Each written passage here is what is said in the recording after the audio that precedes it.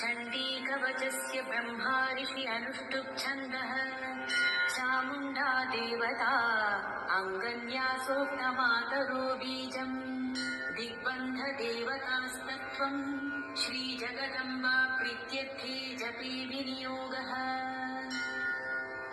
ॐ नमश्चण्डिकायै। ॐ मार्कण्डेय उवाच ॐ यद्गुह्यं परमं लोके सर्वरक्षाकरं नृणां यन्न कस्यचिदाख्यातं तन्मे ब्रूहि पितामह। ब्रह्मोवाच अस्ति गुह्यतमं विप्र सर्वभूतोपकारकं देव्यास्तु कवचं पुण्यं तच्छृण्वस्व महामुने।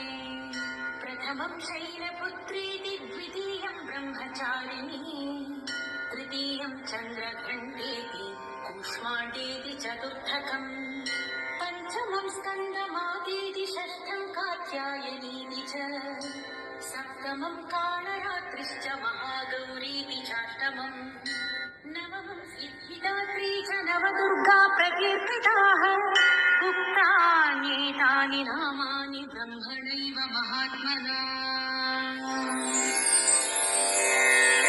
अग्निना दह्यमानस्तु शत्रुमध्ये गतोरणे विषमे दुर्गे चैव भयाता शरणं गताः न तेषां जायते किञ्चिदशुभं रणसङ्कटे नापदं तस्य पश्यामि शोकदुःखभयं नहि यैस्तु भक्त्या स्मृता नूनं तेषां सिद्धिप्रजायते ये त्वां स्मरन्ति देवेशि रक्षसे तान् न संशयः।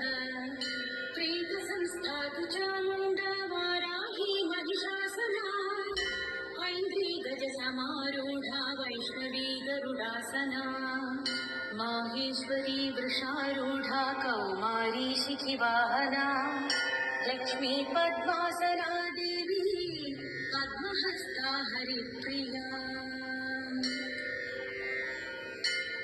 श्वेतरूपधरा देवी ईश्वरी वृषवाहना ब्राह्मी हंससमारूढा